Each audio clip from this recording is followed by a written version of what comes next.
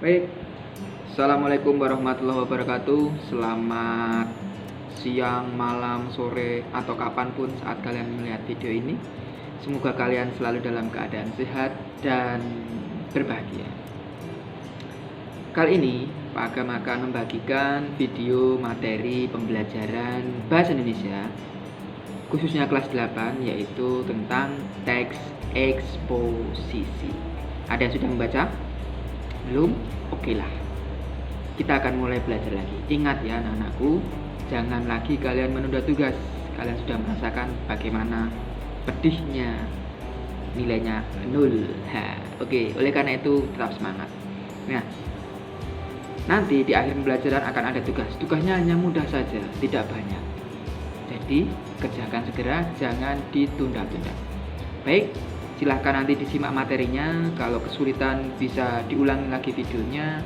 Jika perlu ditulis silahkan di pause videonya. Paham? Baik, selamat belajar.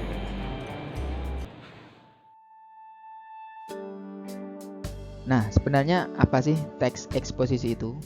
Nah, di sini pengertian dari teks eksposisi adalah sebuah teks yang memuat penilaian, dorongan, atau ajakan tertentu kepada khalayak. Jadi, dalam teks eksposisi itu nantinya pembaca diharapkan bisa terdorong dari ajakan penulis untuk melakukan ataupun mengubah pola pikir dari yang ditulis oleh penulis dalam teks eksposisi.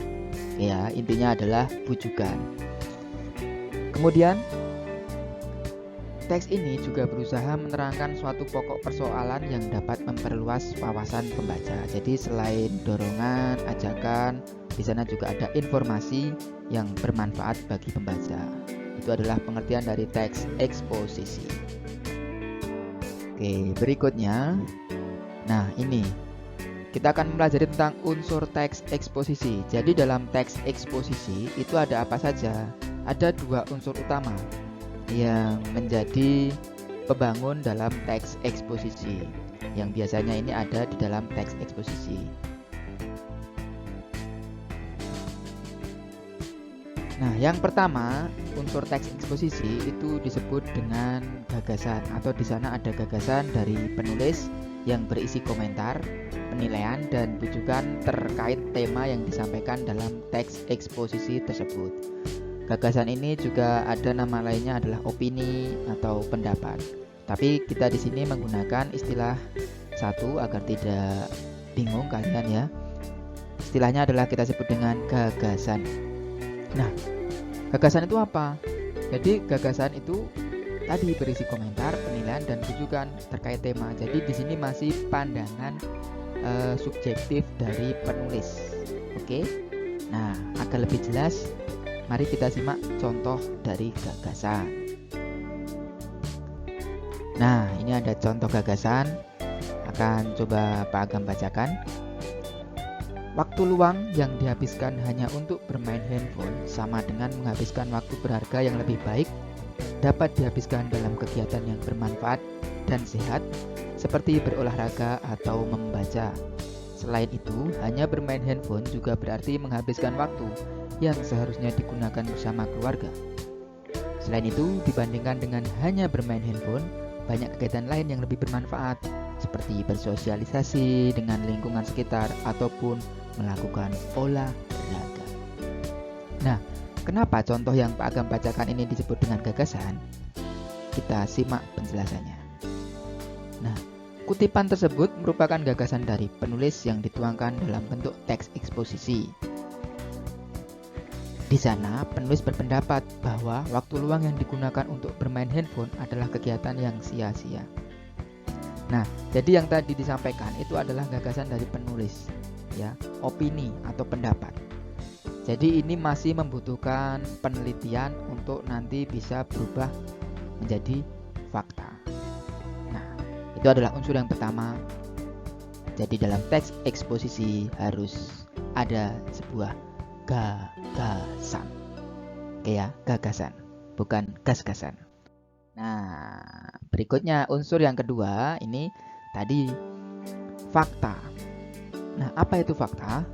Fakta adalah keadaan atau peristiwa yang merupakan kenyataan dan benar-benar terjadi. Pada teks eksposisi, fakta berfungsi untuk memperkuat gagasan dari penulis. Nah ini, jadi di dalam teks eksposisi itu biasanya di paragraf awal itu ditampilkan gagasan dari penulis. Nah kemudian untuk memperkuat gagasan dari penulis tersebut disertakan juga fakta. Mari kita simak contoh dari fakta. Dampak yang timbul akibat penggunaan handphone yang berlebihan bagi anak sangat jelas. Anak menjadi malas untuk belajar dan banyak kewajiban lain yang ditinggalkan. Apalagi di masa belajar daring seperti sekarang ini, banyak anak yang tidak menggunakan handphone untuk belajar, sehingga banyak tugas sekolah yang tidak dikerjakan. Nah, itu adalah fakta yang timbul dari gagasan penulis tadi. Kalau di awal tadi, penulis berpendapat bahwa bermain handphone itu atau bermain handphone secara tidak wajar itu banyak kerugiannya. Kemudian disampaikan faktanya. Ini berdasarkan penelitian yang barangkali penulis sudah melakukan atau penelitian dari orang lain. Ingat, tadi apa unsur yang pertama? Gagasan, yang kedua adalah fakta. Gagasan dan fakta. Ingat itu. Nah, penjelasannya adalah kutipan tersebut termasuk fakta karena merupakan sebuah peristiwa atau kejadian yang nyata terjadi akibat dampak dari penggunaan handphone. Nah, itu dia. Fakta tersebut dapat digunakan untuk mendukung gagasan penulis sebelumnya. Jadi itu fakta dan tadi adalah gagasan. Nah, unsur sudah, sekarang kita beralih ke ciri-ciri. Nah, bagaimana membedakan antara gagasan dan fakta? Berikut akan Pak Agam sampaikan ciri-ciri gagasan dan fakta. Yang pertama adalah ciri-ciri gagasan. 1. Penggunaan kata yang bersifat subjektif. Contoh, biasanya dalam gagasan ini menggunakan kata sebaiknya, seharusnya, seandainya, jika, menurut kami, dan istilah lain yang menunjukkan bahwa itu merupakan pendapat pribadi. Misalnya, sebaiknya kamu mandi terlebih dahulu kalau mau ikut bermain denganku. Nah, gitu. Seandainya tidak hujan, pasti aku akan ke rumahmu tadi malam. Nah, itu adalah gagasan. Paham ya? Oke. Kemudian kita lanjut ke ciri-ciri fakta. Nah, ciri-ciri fakta yang pertama adalah penyampaian kalimat yang merupakan peristiwa atau kejadian yang sudah terjadi. Nah, kalau sudah terjadi disampaikan itu tentu berupa fakta. Contoh fakta yang paling jelas adalah matahari tidak bersinar di malam hari, itu jelas ya. Kemudian di contoh yang kedua, dalam seminggu ada 7 hari, itu juga fakta. Dan beberapa fakta yang disampaikan dengan menggunakan data berupa angka. Biasanya ciri-ciri fakta yang utama itu penyampaian data atau informasinya menggunakan data berupa angka, bisa persentase, bisa jumlah, dan lain sebagainya. Contohnya ini, hampir 60% anak-anak sekolah di Magelang menggunakan handphone untuk kegiatan belajar dari rumah. Nah, ini adalah fakta. Bagaimana? Sudah paham kan materi singkat ini? Oke, di materi awal ini setelah ada unsur teks eksposisi, kemudian ciri-ciri gagasan dan fakta, kita akan berlatih untuk kalian, silahkan disimak. Nah, ini sudah ada 10 kalimat yang Pak Agam berikan. Silahkan tugasmu nanti adalah ini disalin, kemudian dijawab. Tentukan itu termasuk jenis kalimat fakta atau kalimat gagasan. Seperti contohnya, para koruptor layak untuk mendapatkan hukuman yang sangat berat. Jawab di bawahnya, itu adalah kalimat gagasan. Bagaimana? Siswa sekalian sudah paham? Jangan lupa ditulis soalnya, kemudian jawabannya di bawahnya. Kemudian kalian bisa mengirim tugas itu dengan cara difoto, kemudian dikirim secara japri ke nomor Pak Agam seperti biasa. Tuliskan identitasnya dengan lengkap. Bagaimana? Jika sudah paham, silahkan sekarang juga kerjakan tugas. Oke siswa sekalian, selamat belajar.